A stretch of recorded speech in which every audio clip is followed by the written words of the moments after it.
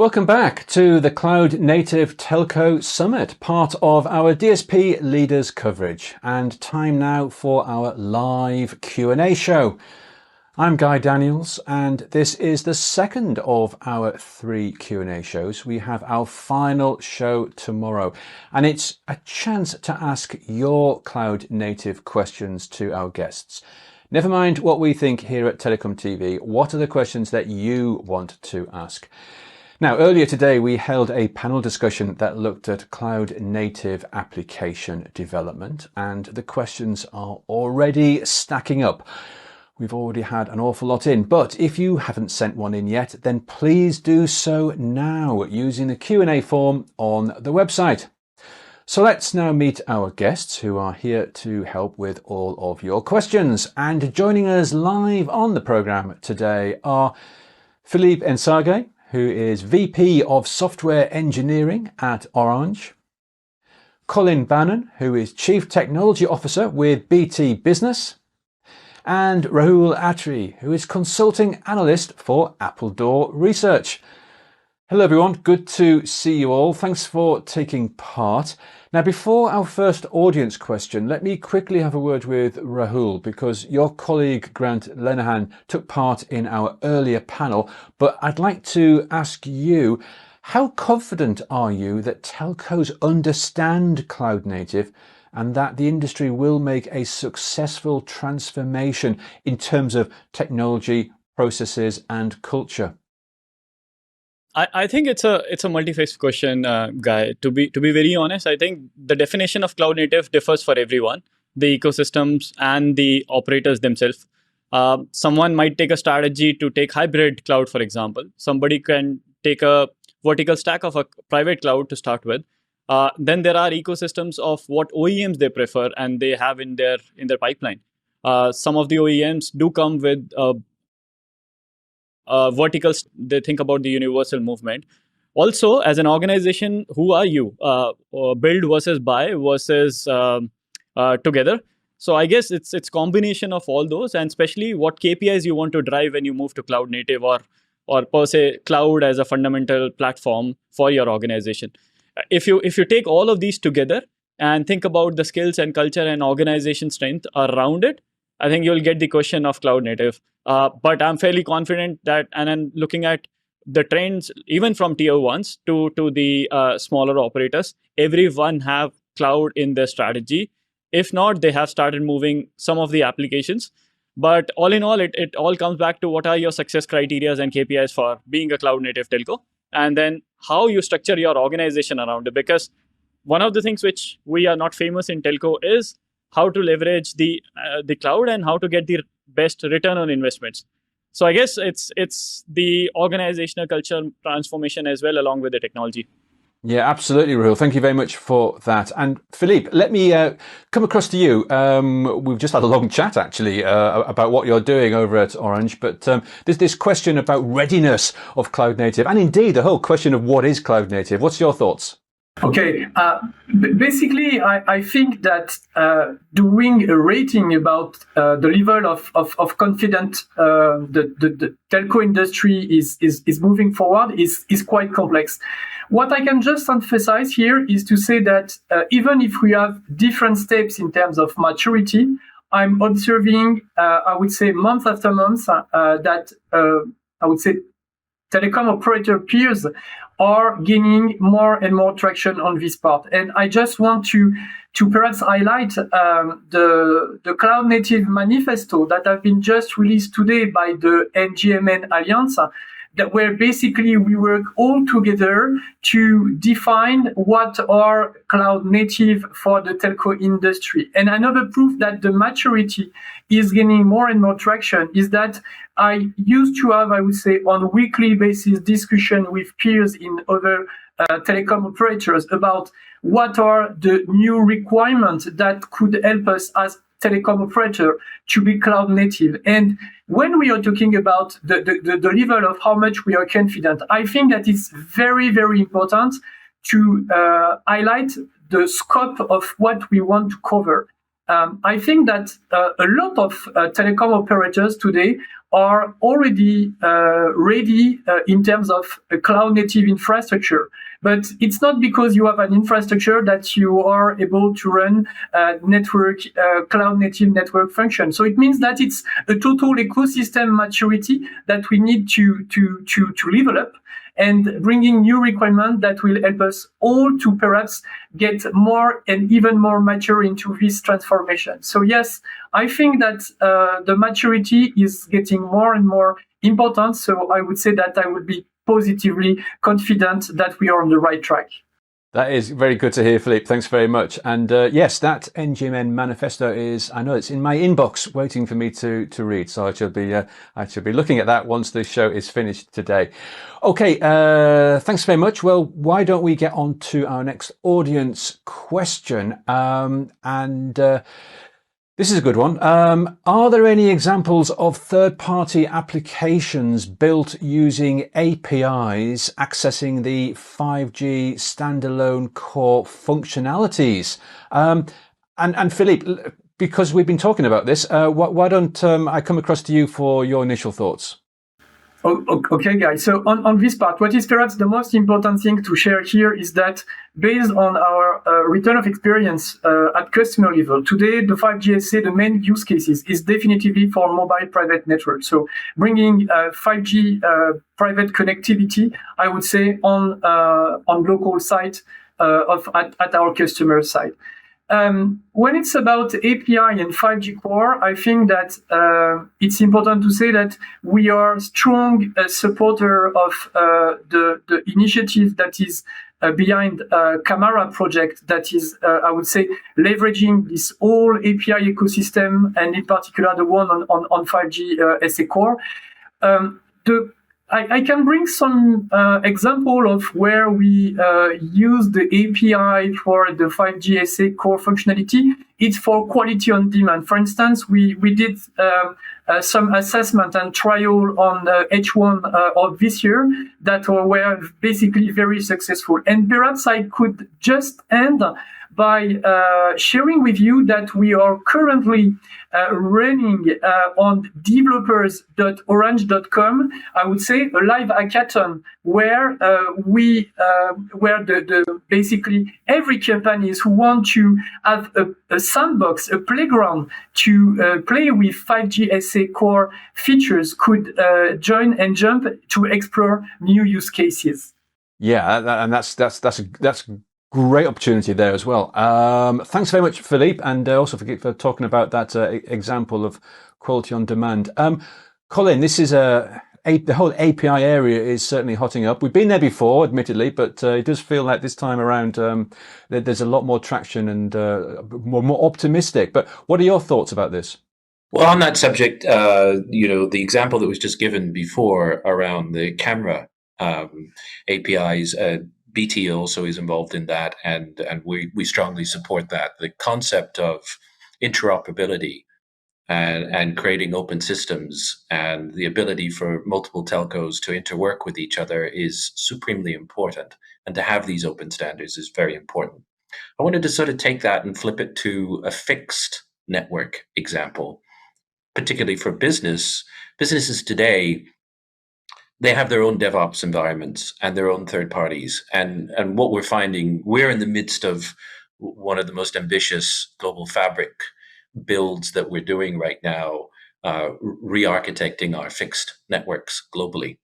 And the one thing that we've learned is that the power of ecosystems and partnerships is supremely important.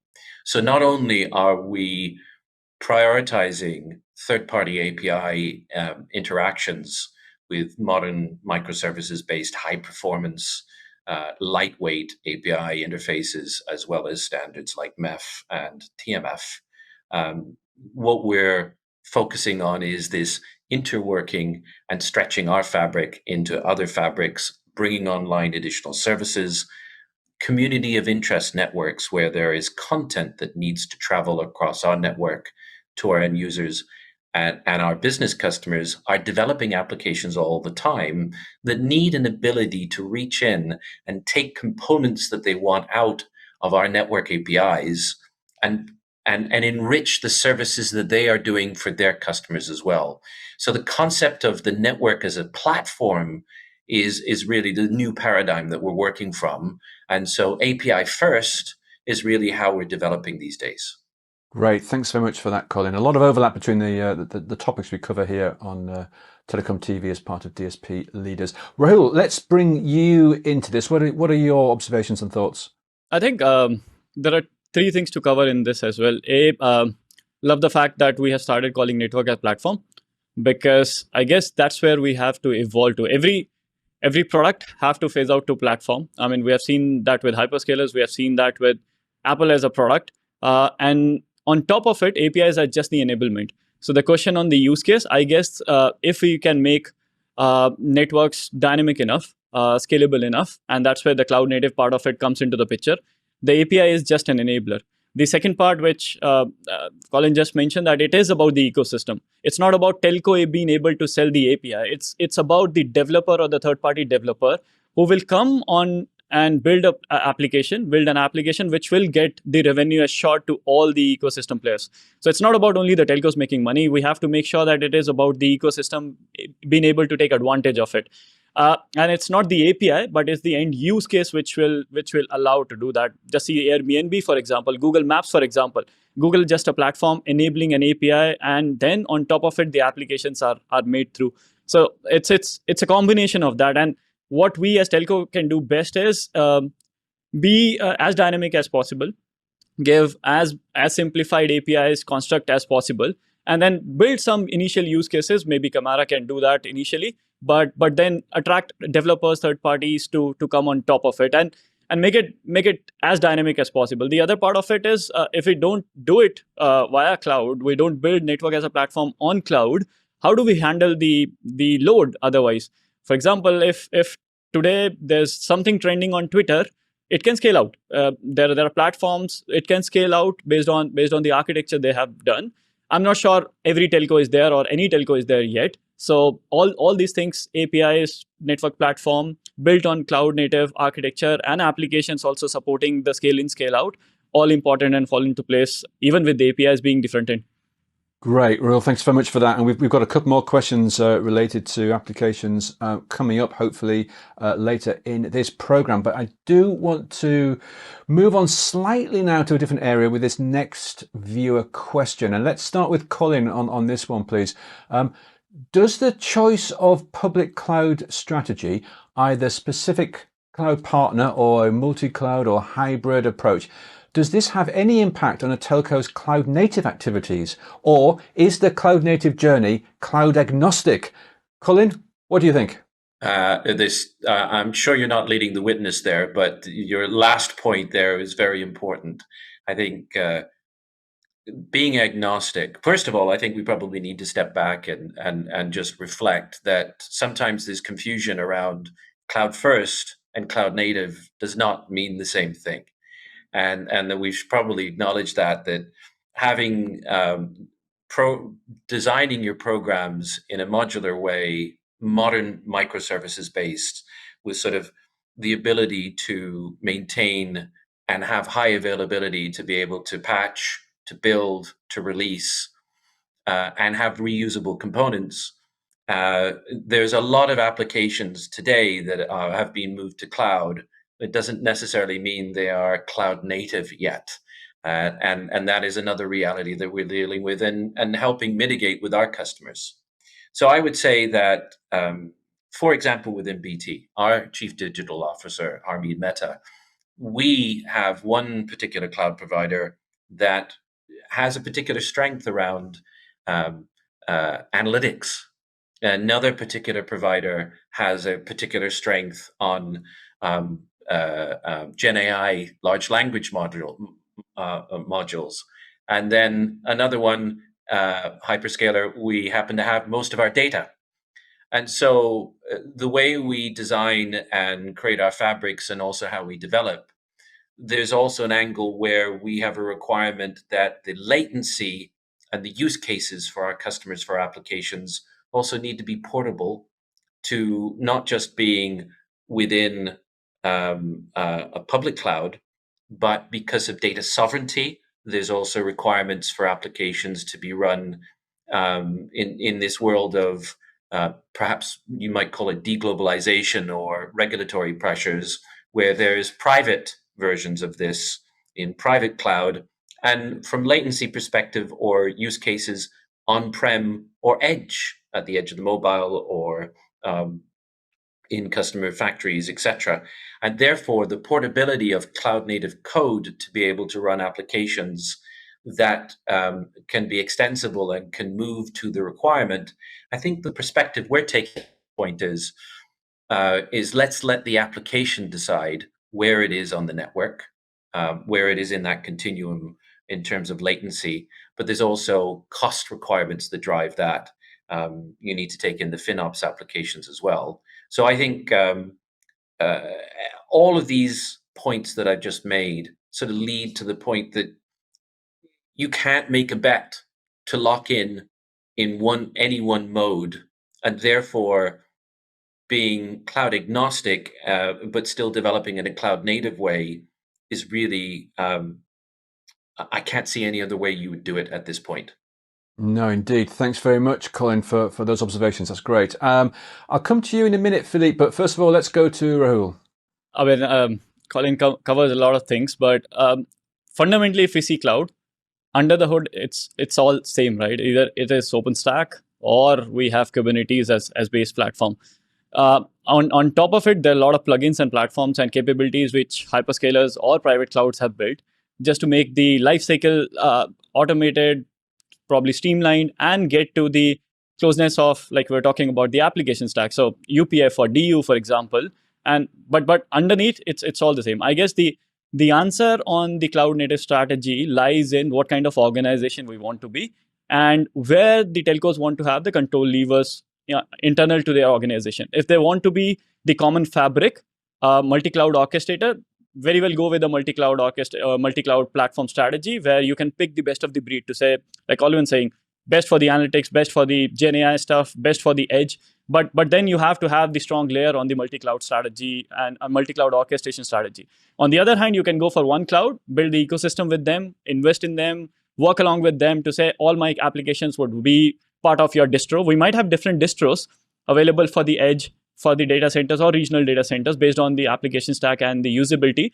It also solves the CI/CD problem. You get less releases, you get less time into lab certifications, and it become a little more easier way to roll out things into the production, because probably you can still play around with the canary upgrades and rolling upgrades for application, but cloud is a platform which will disrupt your network. So for me, I think it's a call which an organization need to take, both in terms of application stack, both how they want to evolve as an organization and what control levers they want to keep in with them and what they want to give away to the cloud partners. And probably there is no right and wrong strategy. If you want to offload the platform as a whole to a cloud provider, very well do that if that gives you the efficiency, ROI, and the success which you are aiming for. Thanks very much, Rahul. And Philippe, there are many cloud strategies for telcos, but how does this all fit in with the cloud native journey? What are your thoughts? Okay, Guy, my thought about this is that I would say I'm not sure that in telco we will be very different than in IT or in digital. So I'm much more betting about a hybrid approach, because regarding on the regulation, on the constraint, or per country's, I would say, deployment, sometimes we can play the hyperscaler game on public cloud, and over time it should be on private. So I think that I fully agree with what share my peers, but something that perhaps hasn't been shared right now is the fact that we absolutely must focus on interoperability of well-defined certification over vendor-specific optimization. So it means, okay, a Kubernetes is a Kubernetes, an OpenStack is an OpenStack, but if you take by book without the different specification of the underlying hardware platform or the specific network cards or accelerator and so on, basically most of the time is a mess. So I think that if we want to jump, whether we want to jump into a pure public cloud or a mix of public and private, it will be necessarily an ecosystem play where the vendors will have a very important role to play. And you all know that we are currently shifting from this heavy closed and monolithic vertical approach toward a much more horizontal approach. And into this horizontal approach, I think that it's extremely important to focus on the certification process where you can validate the deployment on several targets. And that's why that for the private part, perhaps you may have heard about the open source project called Silva that is now hosted within the Linux Foundation Europe, where with over 5 other peers, telco over Europe and some network vendors, we decided to implement our own, I would say, industrial grade cloud native telco stack to basically share the common denominator that we need to have for private deployment or edge deployment or on POP deployment. And it's very, very much focused about the certification process to be sure that we can onboard, I would say, very, very frictionlessly, I would say, the services that we want to run on top. So definitively, I cannot imagine that this world won't be hybrid with public cloud deployment, but as well with much more private because of local restriction or regulation. Great, thanks, Philippe. And again, as you say, it's working with the ecosystem. So we hear it so often. Okay, we're just going to pause our conversation for a few seconds because we ought to check in on our audience poll for the Cloud Native Telco Summit. 1 question, 7 answer options, and of course you can pick whichever ones you feel are the most relevant. And the question we are asking you this week is, Cloud Native is set to deliver substantial benefits to telcos, but what are the main challenges to its adoption? And you can see the real-time votes right here. And as we took a look yesterday, but it looks like already 24 hours later, lack of internal skills is pulling away there at the front, unfortunately. Need to retain legacy systems and apps, that's not too far behind. But thankfully, insufficient support from senior executive teams is not seen as a major challenge. So that's at least one piece of good news. Now, if you have yet to vote, then please do so. We're already on for a record number this month. We're going to take a final look during tomorrow's live Q&A show. Right, we still have time for more questions, so let's get on to our next one. And the question from our viewer, let me read this one out. One advantage of cloud native apps is that they can be onboarded fast using CI/CD pipelines. But for what applications do telcos need this capability? 3GPP network functions are fairly stable with one release every, 12, 18 months. So can you please give examples of any telco applications that need to be deployed fast and to be frequently upgraded? And I'm going to come straight to you, Philippe, because I know we touched on this earlier and you were talking about GitOps as well. So I'm sure you've got some thoughts on this one. Yeah, for sure, Guy. So I think that something that is really important is that the reason for telco industry to move toward cloud native is absolutely not the same that digital or IT may have. And I really, I'm really aligned with what have been said within the question. We are not retailers. We are not online shoppers. We do not need to update every 30 seconds or every minute the services. So it means that the reason of the why of the cloud native for telco, for me, is the number one case is for optimized operation. Something that is extremely interesting when you're in cloud native ecosystem is that you bring 4 new superpower to your infrastructure. You bring first the resiliency, second the self and auto healing capability, third, I would say the closed loop reconciliation, and 4 is about the drift management. So it means that in the past, that is always the prison for, I would say, perhaps most of the services that we are running. What is support level 0, support level 1, support level 2 or 3 into this new landscape. So it means that for me, yes, the part on the operation is certainly the best use case, but it's certainly as well the one where we may have a lot of coming challenge, and perhaps something that we can imagine as a kind of achievement. We knew that in the cloud it spent nearly 10 years to implement what we call SRE, Service Reliability Engineer. I would love to observe how much it will take time for having network reliability engineer, NRE. So yes, definitively, for me, the focus is on the mutualization and the new way of doing the operation. Fantastic. Thanks very much, Philippe. There's a lot of good points there. Rahul, let's go across to you. So what do you make of this question and the use of CI/CD? I look at it completely from a different lens, to be very honest. I don't see that. Let me take an example. So if we see the telco landscape today or the last decade, we've been always talking about how relevant we are in today's world, right? Anything which has touched the telecom networks have made money and their valuation shot up. Talk about TikTok, talk about OTTs, talk about CPaaS networks, talk about even delivery apps which run on top of the connectivity platform or telcos. Everyone value shot up. But on the other hand, when the network misbehaves, the only curse or all the challenges comes to telco, and nobody says that my OTT is not working. They always say my network is bad. And I guess if we go with the same thing, why do we need APIs then? The whole concept of API is to enable more business models on top of it. And we in network have to start thinking about the future and the future customer and the future operating models along with application and use cases. Let's decouple the product layer or the end customer layer from the network itself. And network's job is to provide the APIs and the platform which is stable enough running on top of cloud maybe. But I think we have to discover more industries. We have to start thinking about how do we become somebody like a platform.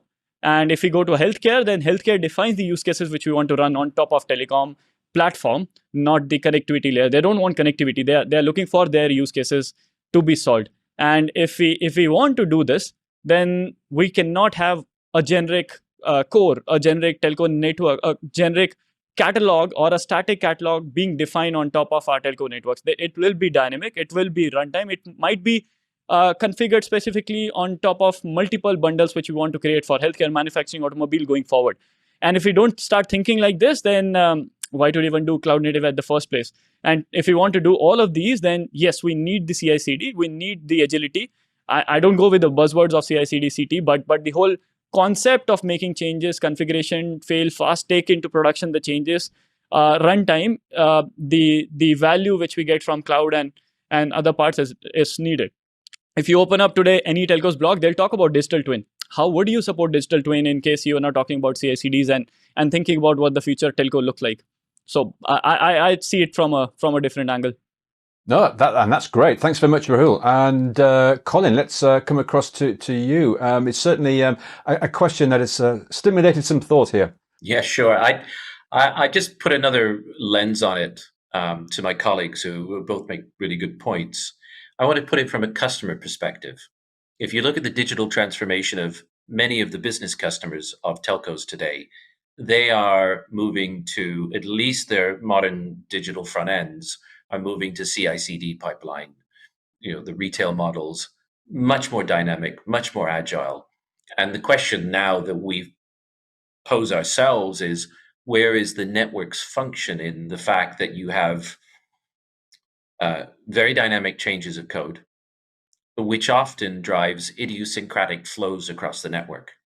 And what is the role of the network as a partner to the customer's development DevOps environment?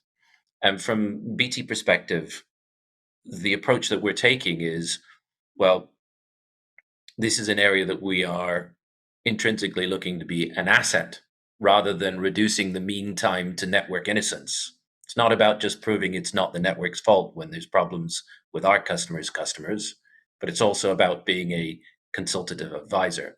And the one thing that we know about networks is it is one of the best telemetry devices any customer who's building apps has.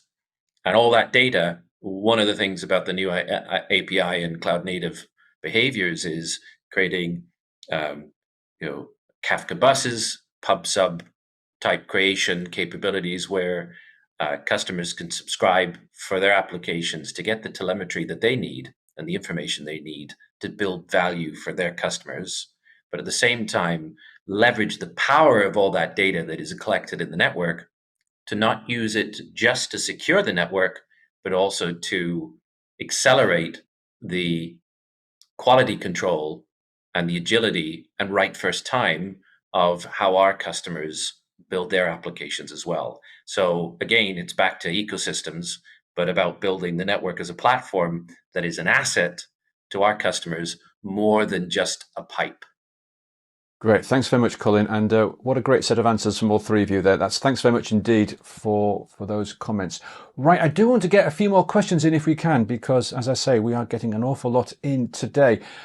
Here's a quick question.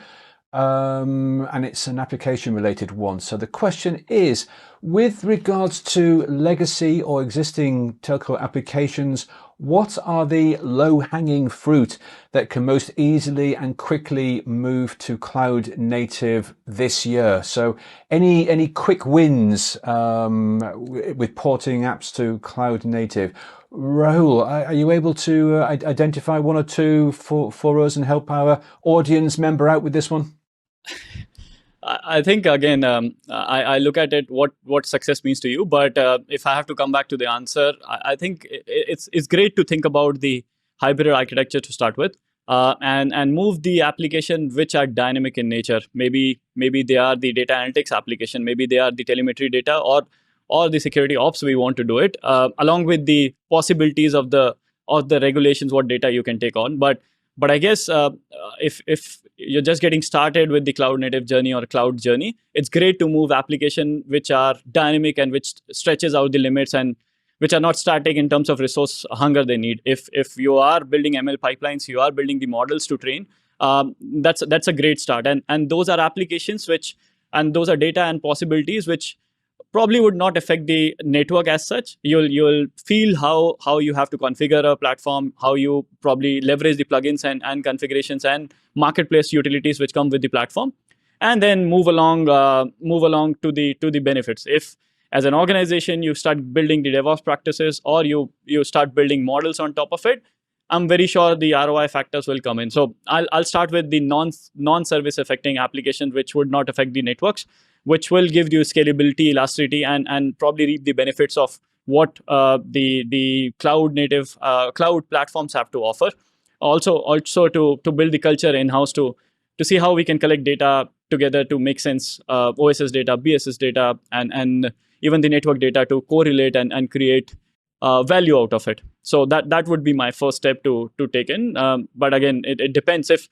If the success is to move entire network, then I think the basic start when I used to work on these is, what are the minimum changes you will require? What are the applications which you can just take on to the cloud native network without changing databases, without changing, like Colin was mentioning, the Kafka buses or PubSub or data buses in the architecture? The applications which are more sufficient or suited for the cloud and can leverage out-of-box capabilities of cloud should be my first goal, rather than re-architecting. So you can categorize the application into category 1, 2, 3, based on what amount of changes that will require, what kind of uplift they require. Would they require a database change? Would they only require a telemetry change? Would they only require storage change? Based on the architecture and based on the efforts you want to spend on, especially considering we have few months in this year, that would be my strategy. Thanks, Rahul. And as you say, it all depends on what it is you want to achieve as well. You've got to keep that at the front of your mind. Philippe, let's come across to you for your observations. Yeah, Guy. Fully agree with the point raised by Rahul. One perhaps that could be added is that it's about security, because cloud native ecosystem bring a lot of new challenges.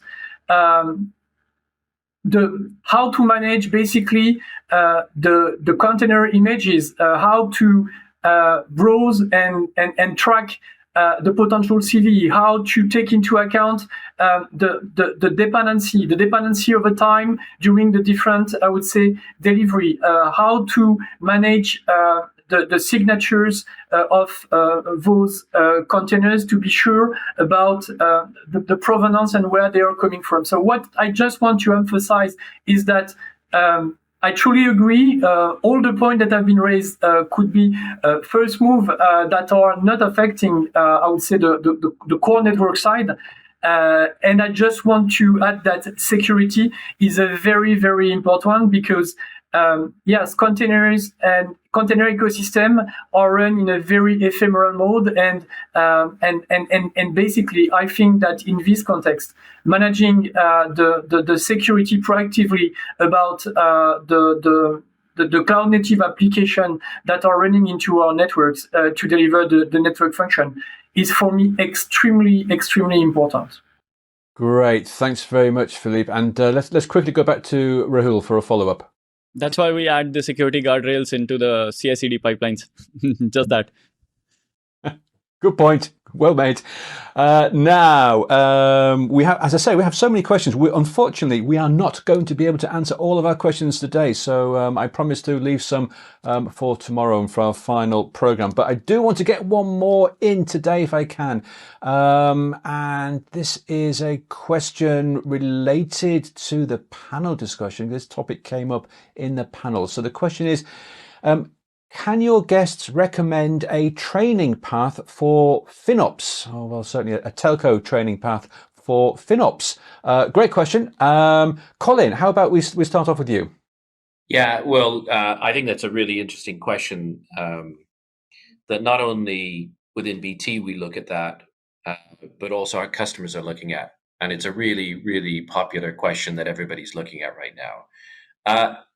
Let me step back from there. I don't know if there is a specific, I can't recommend a specific training plan, but I can sort of landscape what we're seeing from BT. There's obviously the best practice internally, like not necessarily over provisioning and creating a lot of cost, and therefore you don't get the benefits coming out up front, or overlogging in terms of data and creating overly large data lakes that you never actually use the data, and again you're not getting the returns of the benefits of moving to cloud, for instance, on the FinOps side. But if I step back, that's the internal best practice housekeeping. But in terms of what we're watching with startups, I think FinOps is going to evolve and needs to evolve over the next 2 years significantly from where it is today. What we see is probably maybe 3 buckets or 3 classes of startups, and there may be more. I'd be certainly welcome feedback on what other people are seeing as well. But I see one class of FinOps group that are doing essentially arbitrage of prearranged, unused, blocked compute cycles with the hyperscalers. I see another group that is essentially like your grandmother at home, which is a stop loss, where it's like turning off the leaky pipe or turning off the leaky applications. You left something running overnight that wasn't needed, and it's very chatty and is creating a lot of costs on the platforms. There's another set of startups that are there.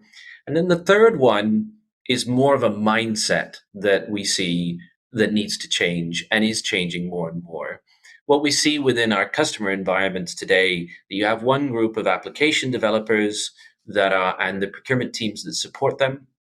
You have an infrastructure team and the procurement teams that support them, and the finance teams that support them. And then you have the network team and another set of procurement teams and finance people. And each of them have different drivers and different KPIs. And one will be looking at, what's the cost of processing memory and disk. Another one will be looking, well, can I, on my infrastructure, get better utilization out of my DPUs, GPUs, etc. And then you've got the network teams who are looking at the cost of ports and size and packets. And the reality is that each one of them, when they are going and making savings for their departments, they're often pushing the pain bubble to a different department. So it's like a bunch of pieces of spaghetti. And the reality is FinOps in the future, it probably needs to be turned from spaghetti to lasagna. And it really is a single unified field model, particularly the 2 ones on either end. The application costs and the network costs the cloud optimization cost should be looked in one unified field model. And I think over the next couple of years, there's not that much TCO or ROA tooling out there in the market to help you make decision supports on the propensity of an application and its workloads and distributed workloads, on the propensity of them attracting not just cost in terms of compute cycles, but what is their egress costs if they were accessed from the internet on a hyperscaler versus an all-you-can-eat model. And that modeling will get more and more sophisticated over the next couple of years and will be very, very powerful. Now, the good news for those people who run networks is that really will drive a more sophisticated choice of letting where the application is best placed, both from an application and from a cost perspective, but also drive more multi-cloud and more hybrid cloud, and will require new ideas and new solutions from the network providers, the service providers, creating new fabrics that will allow to reduce the friction of moving these workloads around to get the maximum FinOps and treat it as that unified field of true cost. And I think it's going to be a really exciting time over the next couple of years. Well, it's certainly a fascinating area. Thanks very much, Colin. Rahul, we'll come to you next, and then we'll go to Philippe. So, Rahul, what are your thoughts? When we used to work on this practice, we were very sure that we align the guiding principles with everyone, including our OEM partners, to say this is what your image size should be. This is how we're going to define the scale in, scale out. This is how we define the number of resources. And we used to fight to the build to say, why are you even asking for these many resources on day zero when you know the number of sessions and number of subscribers? And obviously, we're taking a stepwise approach. Would be like this. And to be very honest, I have not seen great replies. Understanding they'll have great automation manifests and whatever possibilities to the instantiation. When it comes to day two, the ecosystem, as Colin was saying, is not that mature. There might be possibilities of do very, very simplistic policies to say when the CPU load goes this, number of session goes this, egress, or transition between microservices goes this, then scale out. But I have not seen best practices being implemented onto scale in. That comes back to my original point that what are the control levers which operator wants to keep to themselves, and what are the platforms they want to keep to themselves. If you see, if the cloud, and the other point which I was mentioning earlier was the number of clouds you're going to have in the network, the policies and the orchestration will become more difficult, not only for day zero, but day one and day two as well, including FinOps. So there's the trade-off which you want to do with best of the breed versus the simplicity of the lifecycle management. But coming on the top, it's the guideline principle which you all agree to say, this is the margin I want my application to have. This is the margin I want to keep on infrastructure. And if you want to over provision, then that's the call which you and an organization are taking for, let's say, 3 months, 6 months. And once you get into a stability phase, you want to take out the resources. How you want to implement your DR facility on top of it? You're cloud native, right? If your application support, then it should be a real-time healing. But applications are not there yet. So how are you going to define your DR policy, standbys, active? And do you want the full-fledged active and standby? And then coming back to the same old thing which we were talking about, the CI/CD, that do you want to take the full-fledged 3GPP defined core with the number of nodes which, or the software provisioning which you need on day zero or not? So I guess it's combination of best of the breed versus trade-offs versus what you want to keep in-house and how you define the guiding principles, including everyone. And it's not only the architect team, it's not only the network functions team, it's not only the infrastructure team, but your operations team as well in the future, because in the end, they're going to manage the network. And I guess if you can get this right as an architecture board into your organization, define where you want to build in-house platforms. For me, FinOps is a part of lifecycle manager or end-to-end orchestrator to start with, because that's the best place to keep it, because it understands the state of the network, it understands what network policies it's implementing, it's going to implement the scale out, scale in, and also the healing part of it. So that's how you keep on building the platform stronger and stronger and get the feature aligned and make the platform do the things for the network rather than people. Fantastic. Thank you very much, Rahul. And to finish up, we'll go across and hear from Philippe.